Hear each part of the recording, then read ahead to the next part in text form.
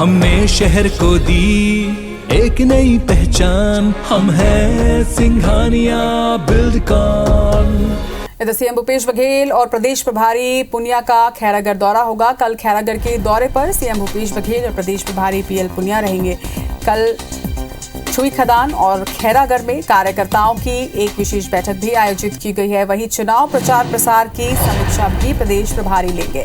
तो कल छत्तीसगढ़ के सीएम भूपेश बघेल और छत्तीसगढ़ प्रदेश प्रभारी पीएल पुनिया खैरागढ़ के दौरे पर रहने वाले हैं। इस दौरान कार्यकर्ताओं की एक बैठक भी होगी। साथ ही किस तरह से चुनाव का प्रचार प्रसार किया जा रहा है, क्योंकि उपचुनाव की तारीख अपने नजदीक आ रही है, तो चुनाव प्रचार प्रसार की जो रणनीति बनाई गई थी उस पर किस तरह से काम हो रहा है, इस तमाम चीजों पर कल समीक्षा भी की जाएगी।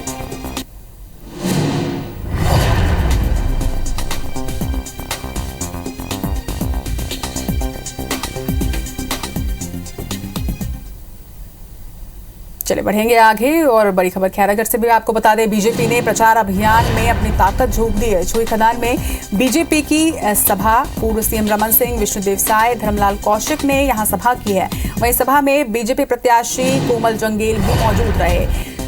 आपको बता दें कि खैरागढ़ उपचुनाव 12 अप्रैल को होने हैं और इसके ठीक पहले तमाम पार्टियां अपनी तैयारियों में जुट गई हैं। बीजेपी भी तमाम तैयारियां कर रही है। पूर्व सीएम रमन सिंह, विष्णुदेव साय, धर्मलाल कौशिक ने आज खैरागढ़ में सभा की है। वहीं बीजेपी प्रत्याशी कोमल जंगेल के पक्ष में प्रचार प्रसार किया और उनके लिए जनता से वोट मांगे हैं।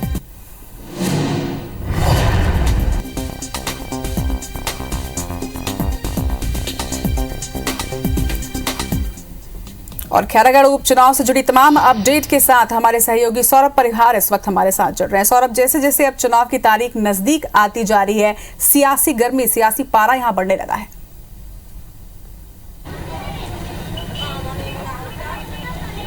बिल्कुल देखिए रचना, जैसे जैसे चुनाव की तारीख नजदीक आ रही है और वास्तव में वैसे वैसे कांग्रेस और भाजपा के बड़े नेता जो है अपने प्रत्याशी के साथ जो है मतदाताओं के बीच जा रहे हैं। और आज हमने वही देखा कि जिस तरीके से जो भाजपा के जो बड़े नेता है, पूर्व मुख्यमंत्री डॉक्टर रमन सिंह, धर्मलाल कौशिक और विष्णुदेव साय, वो जो है खैरागढ़ और छुई खदान में प्रचार प्रसार किए हैं। और कुछ देर पहले आप देखें कि गृह मंत्री ताम्रध्वज साहू भी पहुंचे हुए हैं और लगातार जो है बैठक ले रहे हैं। अभी मैं यहाँ पर मौजूद हूँ, आप देखें कि तमाम जो राजनांदगांव जिले के हैं, रायपुर जिले के और जिनको जिम्मेदारी दी गई है वो नेता यहाँ पर मौजूद है। और हम जो है गृह मंत्री ताम्रध्वज साहू से जानेंगे कि किस तरीके से उनकी रणनीति है इस चुनाव को लेकर। आप देखें कि लगातार ये बैठकें हो रही है।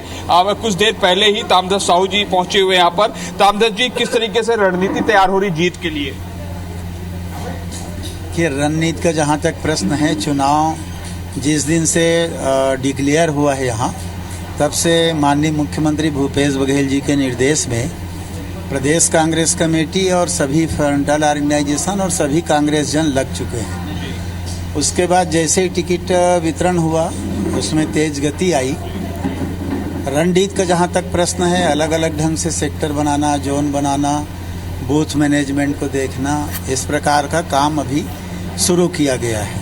कल जब माननीय मुख्यमंत्री जी आएंगे और माननीय पुनिया जी, फिर से एक नई स्तरीय से समीक्षा होगी और जो संशोधन करने की आवश्यकता होगी उसके अनुसार संशोधन करेंगे और संशोधन करके फिर आगे रणनीति में कोई बदलाव की आवश्यकता जी सर, भाजपा जो है मंडलवार जो है अपनी सभाएं ले ली है और उनका कहना है कि हम वादा खिलाफी के मुद्दे को लेकर जो है जनता के बीच जा रहे हैं। क्या वास्तव में वादा खिलाफी है जिसको लेकर वो बार बार ये आरोप लगा रही है?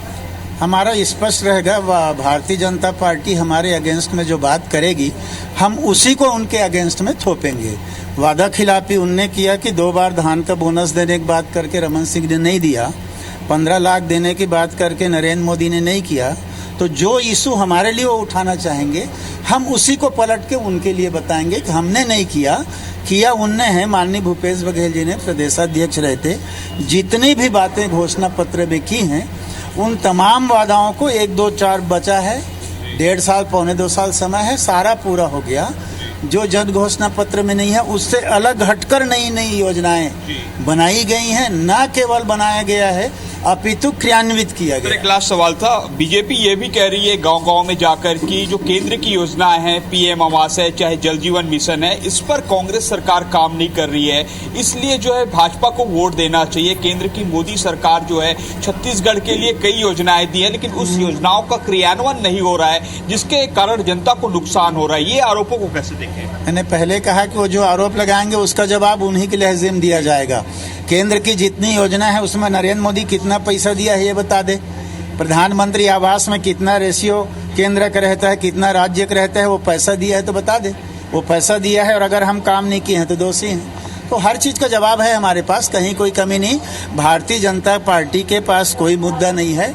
इन 3.25 सालों में हम लोगों ने जो काम किया है उनके पास अनर्गल प्रचार करने के अलावा कोई काम नहीं। जी, तो आप देख सकते हैं ये बैठक हो रही है और इस बैठक में पुनः जो है रणनीति बनाई जा रही है कि कैसे जो है जीत के लिए हम जो है कामकाज करें। आप देख सकते हैं शैलेश नितिन त्रिवेदी जी भी हैं, जो भोलाराम साहू जी है और तमाम जो बड़े नेता हैं वो मौजूद है और पूरी तरीके से रणनीति बनाई जा रही है कि कैसे जो है जीत दर्ज की जाए। और कल मुख्यमंत्री भूपेश बघेल की सभा भी होगी, प्रदेश प्रभारी पीएल पुनिया भी मौजूद रहेंगे। तो लगातार बड़े नेताओं का जमावड़ा खैरागढ़ में जुटता जा रहा है, प्रचार प्रसार किया जा रहा है। खैरागढ़ उपचुनाव से जुड़ी तमाम जानकारी हम तक पहुंचाने के लिए आपका बहुत बहुत शुक्रिया सौरभ।